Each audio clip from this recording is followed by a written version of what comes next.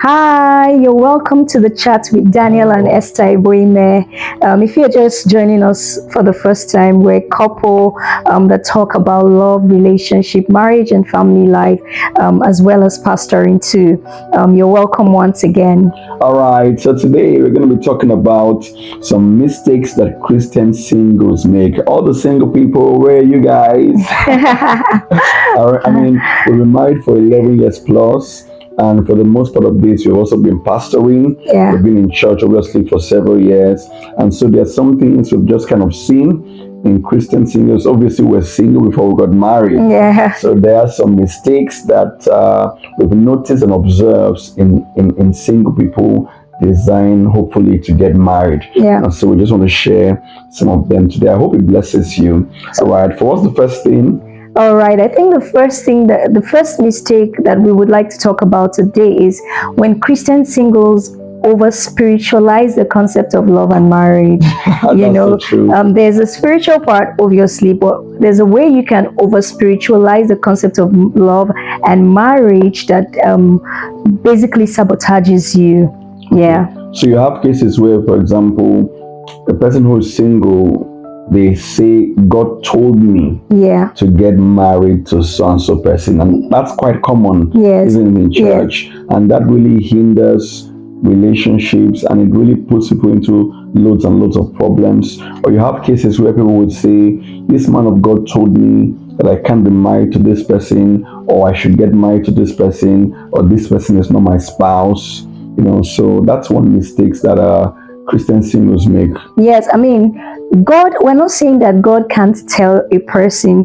God can tell a person this is who you should marry, but you do not go and present yourself to the person by saying, God told me that you are my future spouse. What if God did not tell them? Okay, so there's no need for over spiritualizing it. You like the person, you've observed one or two things about them, walk up to them confidently and make your intentions known. When I met you, we met, I never said God told me, right? That would have been a red flag for me, because that would have been really scary. Right. Yes. I just basically said, I desire for us to build a love relationship. I see the potential. Okay. That's what I said.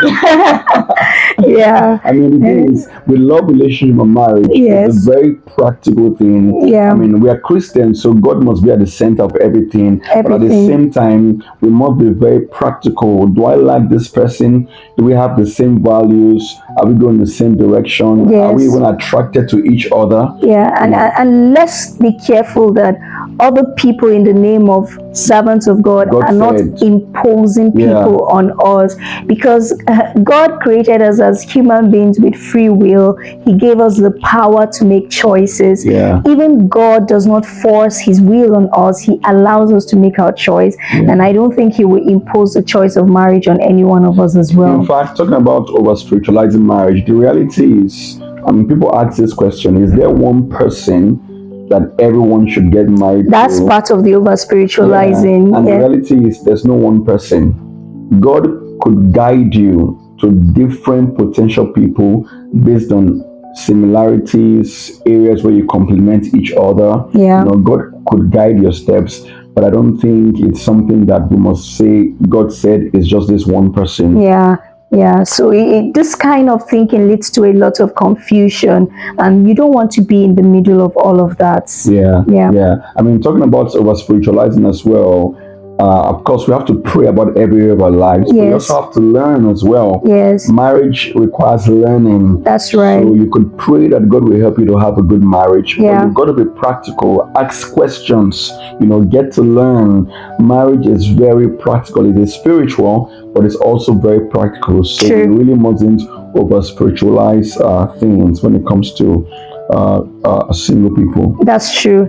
The second thing that mistake that we see a lot of Christian singles, some Christian singles make, is being in a hurry to get married. I call it the malady of miracle marriage. Yes, it's become a malady because I want to get married and I'm really trusting God to get married, and boom, this lady shows up or this guy shows up and it's like miracle marriage. Pastor has prayed for me, we'll have a miracle marriage. It's could be a miracle that you met the person, but rushing the process, I think that it's not a good sign, and it ends up leading to a lot of mistakes because you do not take the time to get to know the person, ask the right questions, make required observations, and know what to address before getting into the journey of marriage with that person. And many times this tends to happen with more matured singles. Yes. In their mid to late 30s, 40s. Yes. I mean, obviously, maybe there's not much time on their side. Yeah. So when someone comes biological clock is ticking. So when someone comes along the line and perhaps you've been prayed for, this is a miracle, you rush the process.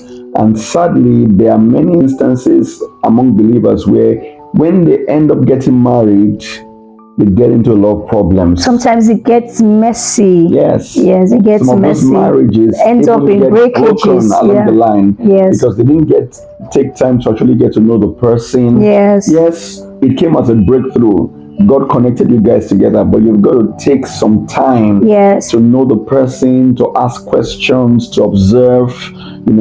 Are there issues we need to address even before getting married? Yeah. Because sometimes people end up getting married so quickly, and then there's so much baggage that have not been addressed. Yes. Perhaps some previous relationships. Yes. Financial issues. Debts here and there. Yes. Character issues. Habits that were not really addressed. Addictions. Yes, because they were in a hurry. So a miracle does not mean that you should rush the process. God is still a process-sure God, and so we should allow our relationship to take the required process.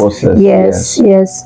All right, cool. Yeah. Number 3, the third mistake that we see singles make is, this is now a flip side to number 2. Okay. This is waiting for too long before getting into a relationship. Yes, that's the flip side. So some people develop a cold feet when it comes to commitment, and so they keep dragging. Oh, I need to finish this. I need to make this amount of money. I need to finish this course, this qualification. I need to get to this level of my career ladder. And before you know it, time has gone. And so it's sometimes people fall on the other rung of the ladder, and you don't want to be that person who waits for too long to get into a relationship. One thing I've discovered with life is that a lot of times there are no perfect conditions to do the things that we need to do. All right. Sometimes even in the midst of chaos, certain things need to happen, and God is able to make all of that to work for our good. Rather than just want everything to happen at certain times, we have to allow ourselves to trust God. Marriage and relationship and marriage is a journey of faith, and so you don't have to figure out everything. All the boxes do not have to be filled before you make the decision to get into a committed relationship. Interestingly, some people who wait for too long before getting married, they then get so desperate in the end. Yes. And then in some cases they fall into a wrong relationship, because they didn't get to date or court or explore relationship options early enough. Yes, that's so true. A fourth thing that we see that's very common, a mistake that many Christian singles make, is lack of accountability in their relationships. So we've observed that many times when singles begin to date, even in church, they do it in isolation.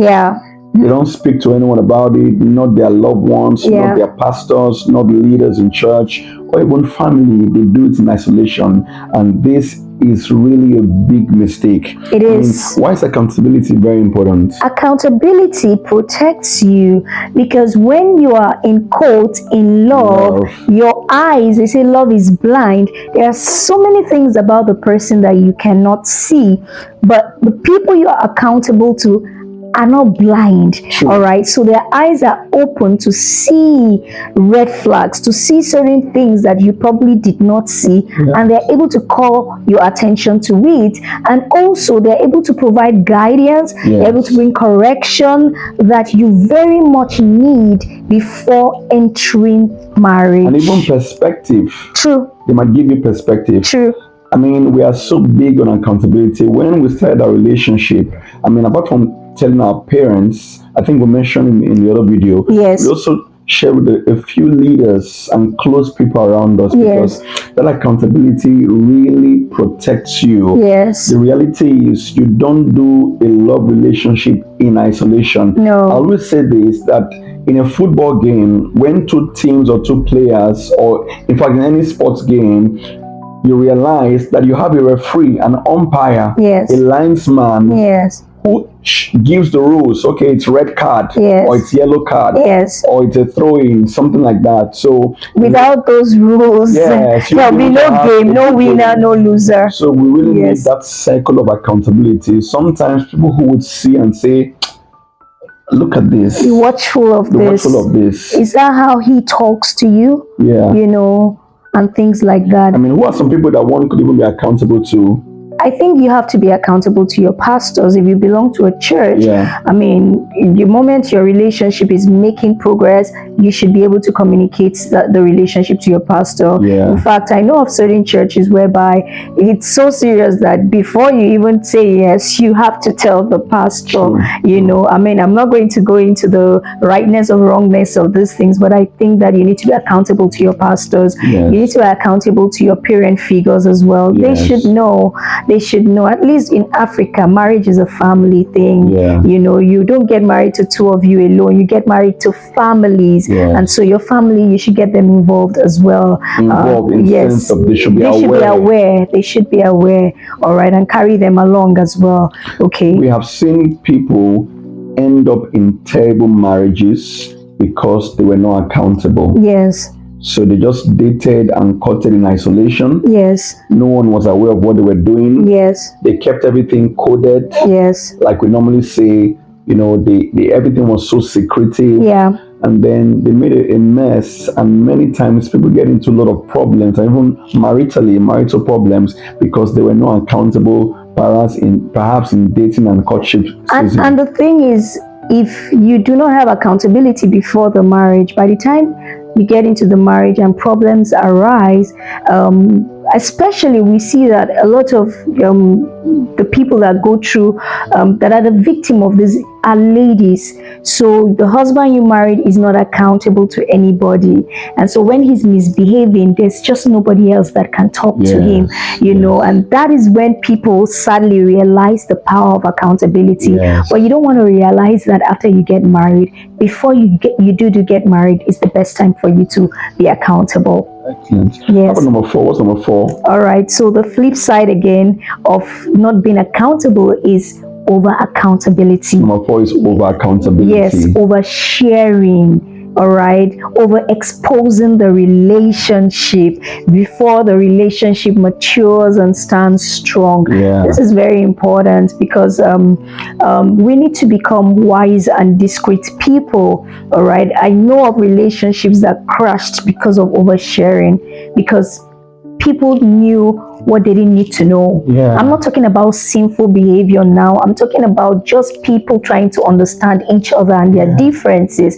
But by the time you talk to this friend, you talk to that friend, you talk to this person, you talk to that person, everybody has an opinion of what your relationship should look like. By that time, the relationship crashes. Yeah. So even though we talk about you being accountable, we do not say that you should overshare. We do not say you should be over accountable. It's not every quarrels that you report to your pastor or to your parents or whoever friends is in your life. It's not every issue that you raise an alarm. All right. Certain things need for both of you to iron out together. I mean, we have seen situations even in church, for example, over the years, where some couples who are just dating and courting, and every matter about their relationship is in the church office. Yes. That's a big problem. Yes. Oh, my boyfriend is doing this, my fiance is doing it, my fiancé is doing this. They're consistently settling you and things like that. That becomes a problem. Obviously, before you get married, if you belong to a church, you get marital counseling, premarital counseling, and that is very important. That is part of accountability. But there should be some discretion, that's where really you need maturity. Maturity, yeah. Because a dating love relationship is about two mature individuals. Yes. So while you've got to be accountable, at the same time, you must be both mature in handling your relationship issues. Yeah, that's so key. Because you're going to be doing a lot of that in marriage anyway. So you need to learn from. And the reality is, if you become over accountable in quotes, when you get into marriage, that could be a problem. It will be a problem. Because it means you have too much third parties in the marriage. Too much interference. So really, even while you're dating or you're courting, there shouldn't be too much interference. Yeah. Just accountability with discretion. With discretion. The fifth thing that we see is fifth mistake that some Christian singles make is isolating their relationship life from their Christian life. Yes. So in some people's mind, my dating, my courtship, God should not come between my dating and courtship with my relationship with Him. I'm gonna do what I want to do in my relationship, and God should sit somewhere. What does it look like? So for some people, they are fine dating and courting somebody that is not born again, and they say they are born again. Do you understand? Like your spiritual life is everything. It's a totality of your life, and if it's the totality of your life, that means it impacts on every decision you make. True. Whether it's a business decision or a marital choice decision, it impacts on every of that, and it shows in your choice of your marriage partner. True. So the Bible says, "Can two work together except they be agreed?" All right, and then he says, how does the scripture say it? Unequal yoke. Do not be unequally yoked together with unbelievers. All right. So it's talk about unequal yoking. That's like a marriage. Can you be a Christian and then be looking to get married to somebody that is not a Christian? How would the yoking be? Are you getting? You cannot isolate it. True. You cannot isolate that from the other. One of the things I've observed as a pastor is many times believers say, "This is my spiritual life. Yeah. This is my financial life. Yes. This is my business life. This is my relationship life." So people will say things like, "You know what? Leave Bible aside. Leave church matter. Put God out of this." But the reality is, our faith, our spiritual values, the values of Christ should be a part of everything that we do. Yes. Whether we're in business, we're dating, in everything that we do. So it's a big mistake to put away your Christian faith and values away from your relationship choices. Yes. From your dating choices. Yes. From your courtship choices. Yes. This is so important. Yeah.